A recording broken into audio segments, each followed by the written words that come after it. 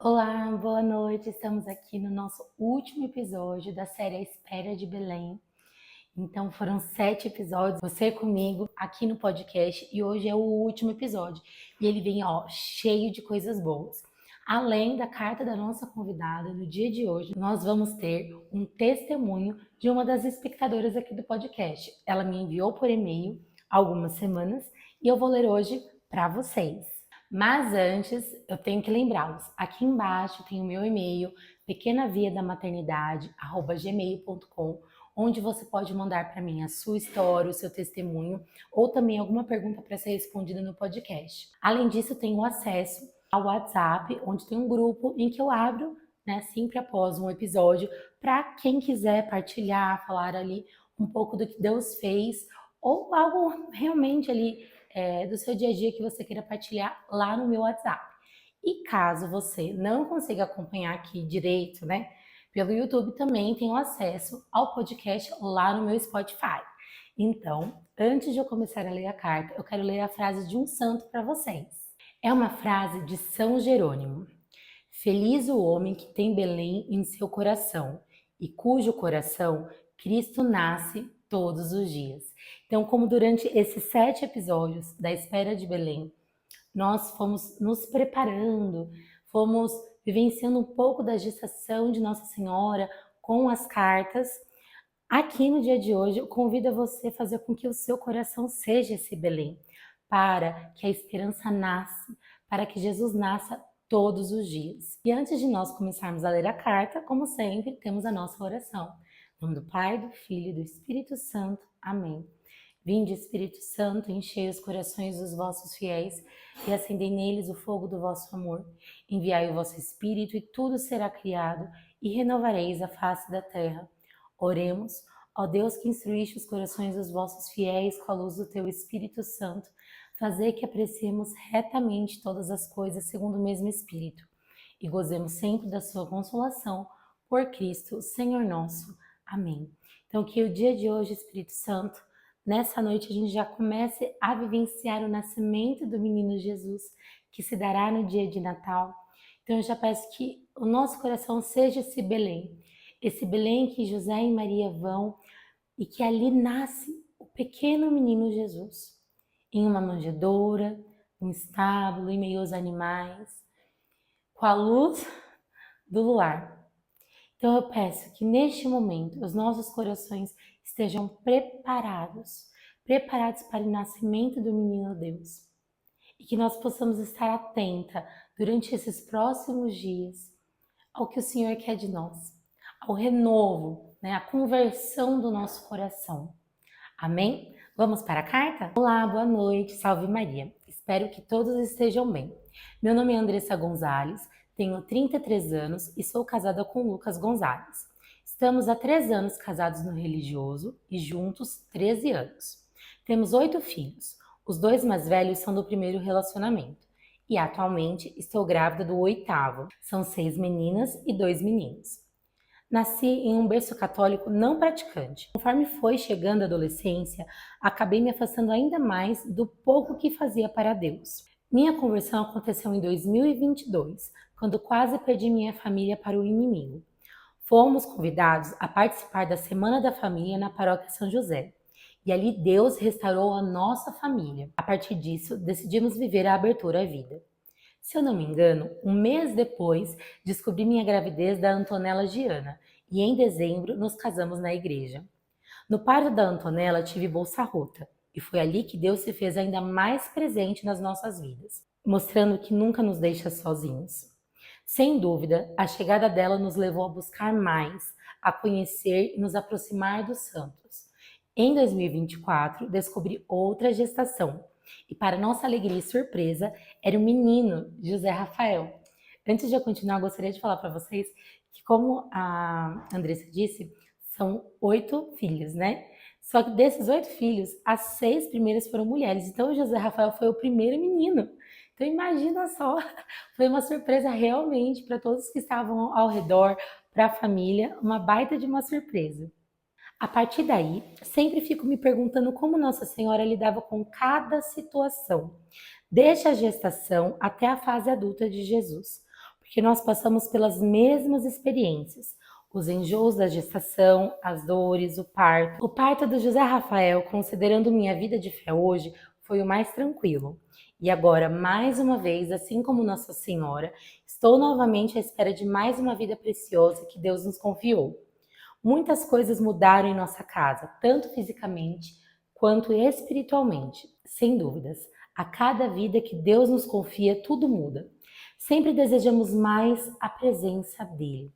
Muitas irmãs em Cristo dizem, e ela, né, a Andressa fala que é testemunho, que cada filho vem com um pão embaixo do braço. Eu queria falar aqui para vocês, a partir dessa carta da Andressa, que realmente a ideia destes episódios, dessa série, era que a gente pudesse vivenciar a gestação da Virgem Maria, junto com a nossa maternidade, né? Vivenciando também e relembrando as nossas gestações, para que a gente pudesse usá-la como exemplo, né? Então a gente viu durante todos esses episódios a questão do silenciar, do guardar no coração, e aqui a Andressa traz essa meditação, que assim como Nossa Senhora, nós também passamos pelos enjoos, pelas dores, pelas dificuldades.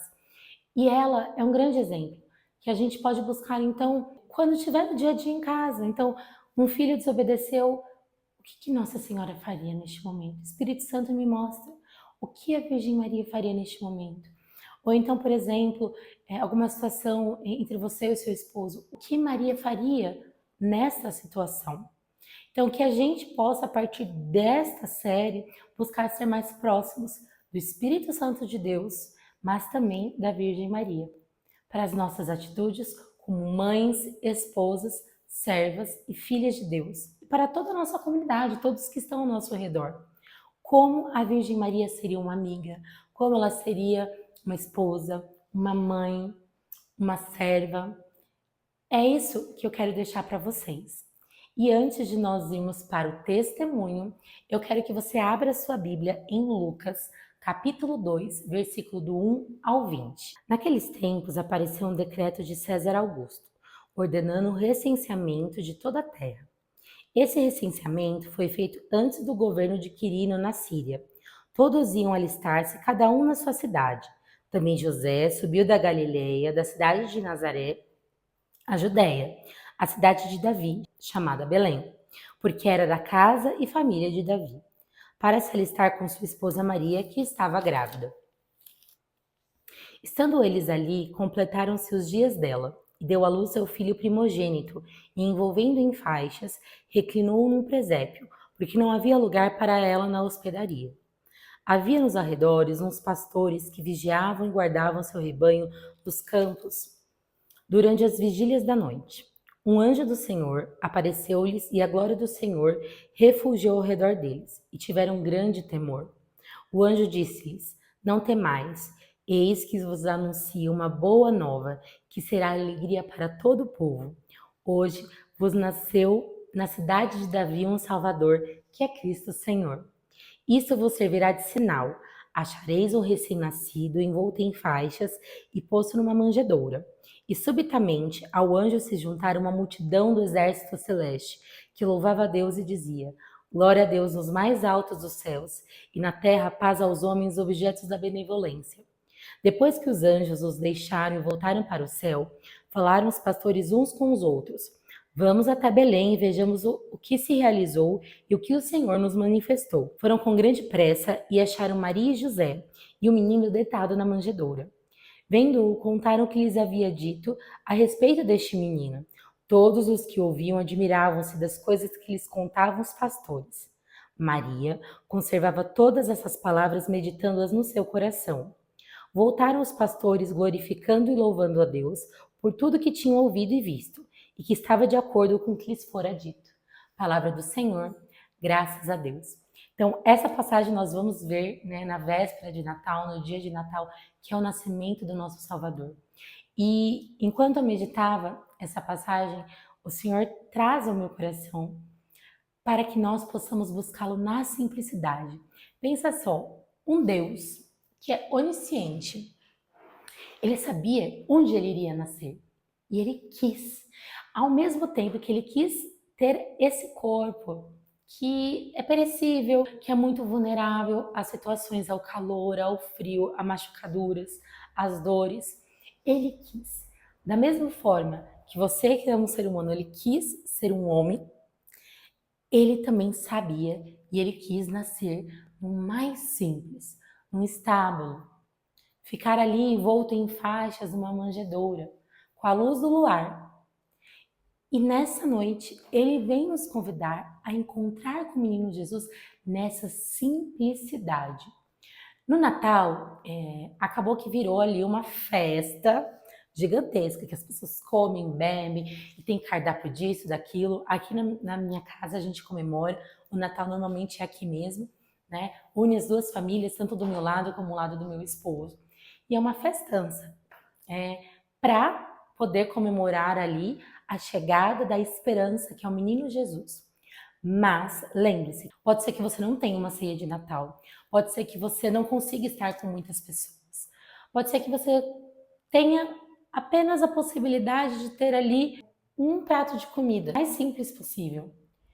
Isso não importa se é o grande ou se é o pequeno, é na simplicidade que se encontra Deus. Então não permita que neste Natal e a partir dele as coisas grandiosas, as coisas que brilham os nossos olhos, né, sejam maiores do que o Senhor, porque Ele é encontrado na simplicidade, nas pequenas coisas. Então, que nessa noite o Espírito Santo de Deus nos deixa assim dóceis, que a gente saiba guardar no coração, assim como Maria fez, mas que a gente possa encontrar uma simplicidade, que hoje, amanhã, que é a véspera de Natal, e no dia de Natal, a gente possa experienciar Deus no simples.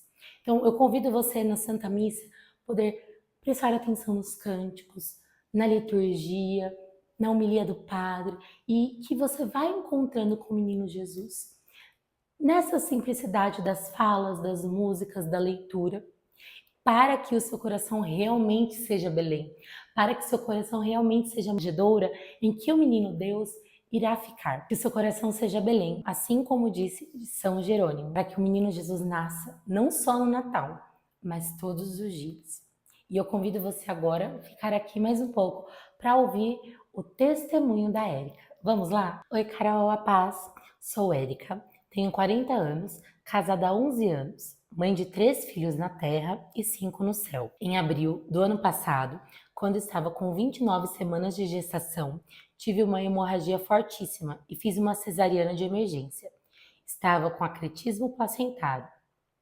Minha bebê foi para a UTI com poucas chances de sobreviver, enquanto eu fiquei por 4 horas no centro cirúrgico para conter o sangramento até que foi feita a esteroscopia. Após isso, minha filha e eu travávamos grandes batalhas para sobreviver.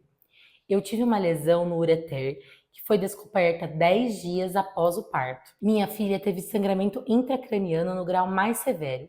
Fez uma cirurgia na cabeça com 1 mês de vida, além de outras intervenções.